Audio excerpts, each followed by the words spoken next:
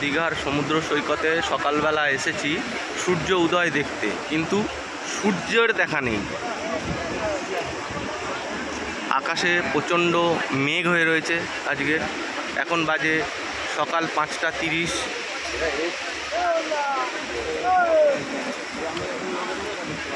প্রচুর লোকজন।